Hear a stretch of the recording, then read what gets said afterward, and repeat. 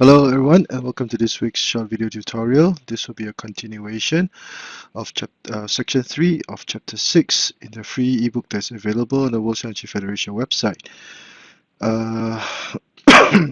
The topic of discussion would be the tactic of blocking, and in this section this will be a new section whereby the topic of setting up roadblocks of how setting up roadblocks in Xiangqi can help you to gain an advantage and even win the game. So without further ado, let us begin. A quick analysis of the position would show that red would have 2 chariots, 1 cannon, 1 horse, 3 pawns, and a single elephant guard. Black would have 2 cannons, 2 chariots, and 2 pawns, but he would have a full guard. Now it will be red's turn to move. As can be seen, black is attacking the central file, and black would have to play, all black would have to do is to play c6 equals to 9, followed by c9 plus 3 for the checkmate. So how can red turn the tables or gain a significant advantage and even win the game? What will be the direction of attack? Should he counter with the central cannon or attack from this file? The answer would be no. The correct move at this point in time would be to set up a roadblock. Before we continue, let us analyze black's defensive position. Now, black's entire right flank and left flank are all empty and void. Red had already linked his chariots up together, and this would be a very powerful entity. Red could also consider trading chariots, etc. if need be. But in this example, the correct move to make would be c7 plus 7. Now this would be a sacrifice, but it would be a very important sacrifice to make because after making c7 plus 7, the black chariot cannot retreat to the bottom rank to defend. And once this was so, red will now actually threaten to checkmate with r plus 5 for the checkmate. So this would force black to capture the cannon.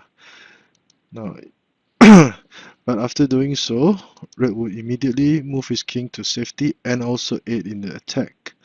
The horse had already controlled the central position, and now red was prepared to sacrifice the chariot for a checkmate. So black would be forced to play a5 plus 6 to block the horse and thus allow the black king to move to the k5 plus 1. But red would now deliver consecutive checks. Now, as can be seen at this point in time, the 2 red chariots were still on the same file. So black would now retreat his chariot, and after doing so, the black king was forced back to the bottom rank. Now these are very, very important intermediate moves and a very commonly used tactic in Xiangqi.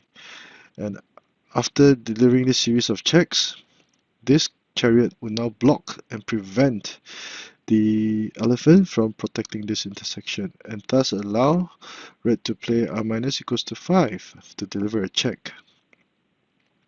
And at this point, it would not matter whether a6 plus 5 or a6 plus 5 was played, because red would checkmate in this manner. So a quick review.